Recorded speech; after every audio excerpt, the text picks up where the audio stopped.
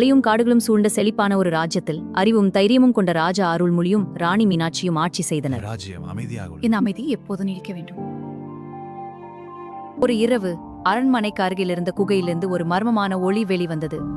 அந்த ஒளி என்ன? பயமாக இருக்கிறது. இத உண்மை கண்டுபிடிக்க வேண்டும். உண்மையை அறிய ராஜா மற்றும் ராணி தங்கள் பயணத்தை தொடங்கினர். எதுவாக இருந்தாலும் நாம் ஒன்றாக எதிர்கொள்வோம். நிச்சயம்.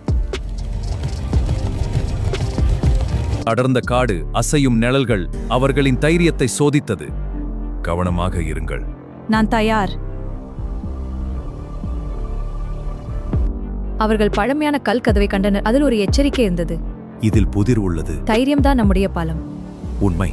நான் உள்ளே செல்வோம். கதவை திறந்தவுடன் அவர்கள் ஒரு அதிசய உலகிற்குள் நுழைந்தனர். எவ்வளவு அழகு!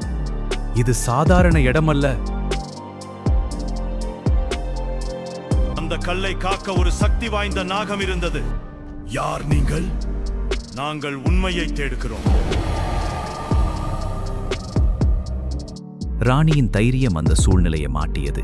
நாங்கள் சண்டைக்காக வரவில்லை, அமைதிக்காக வந்தோம். உங்கள் மனம் தூய்மையானது. அகம் கல்லின் சக்தியை கட்டுப்படுத்தியது.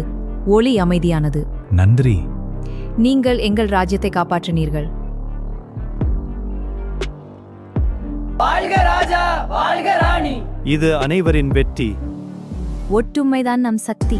வாழ்க ராஜா, வாழ்க ராணி. Like and subscribe to the Kidsy Freak channel. Click the like and subscribe now.